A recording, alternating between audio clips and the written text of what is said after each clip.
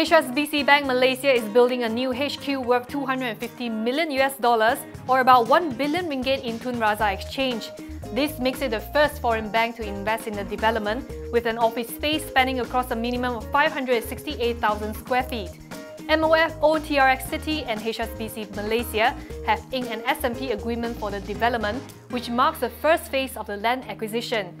TRX City Chief Asma Talib says around 70% of the plots in TRX have been commercialized to date, and that the company continues to receive significant interest from various local and international investors and tenants, including several of the world's major banks and financial institutions. Meanwhile, HSBC Bank Malaysia Chief Mukhtar Hussain says this investment will be fundamental to developing Malaysia as a financial centre in ASEAN. He adds that the plan reinforces the important role Malaysia plays in HSBC's regional strategy.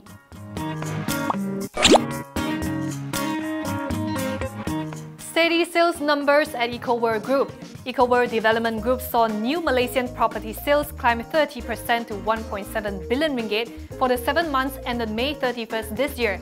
Based on how it's done so far, it is confident of achieving its full-year sales target of 4 billion ringgit. Meanwhile, EcoWorld International posted sales of 1.05 billion ringgit during the first half of FY17. It set a sales target of 2.5 billion ringgit for the full fiscal year. Now onto their earnings report card. EcoWorld Development Group saw second quarter net profit inch about 3% lower due to lower margins from the sale of affordable homes. Earnings stood at 33.7 million ringgit. Revenue was 9% higher at 670 million ringgit. Over at its 27% owned sister company, net loss narrowed from 60.8 million ringgit to 24.8 million. Revenue, however, fell 73% to 37,000 ringgit on fees for marketing services by a unit to the group's JV relating to its UK projects.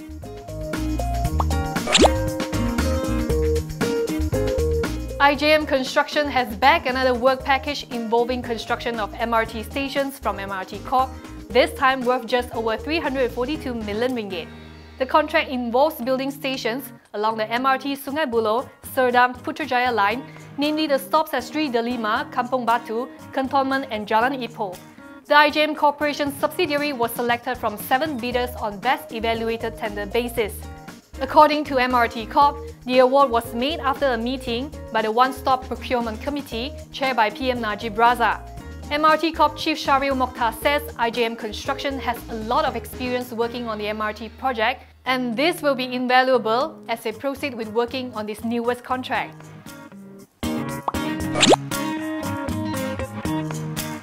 US Federal Reserve Chair Janet Yellen has raised the key interest rate by a quarter to between 1% and 1.25%, citing continued economic growth and job market strength. This is the highest level since 2008. The move sparked jitters in Asian markets. The FBM-KLCI fell 2.34 points or 0.1% to close at 1,790.01 points, while Japan's Nikkei 225 fell 0.26%, and Hong Kong's Hang Seng dropped 1.2%. The ringgit also weakened to 4.267 against the US dollar at about 5:30 today. Mercury Securities' Edmund Tam says investors were cautious following the hike. He says the rate hike was not taken as positive news, even though it was expected.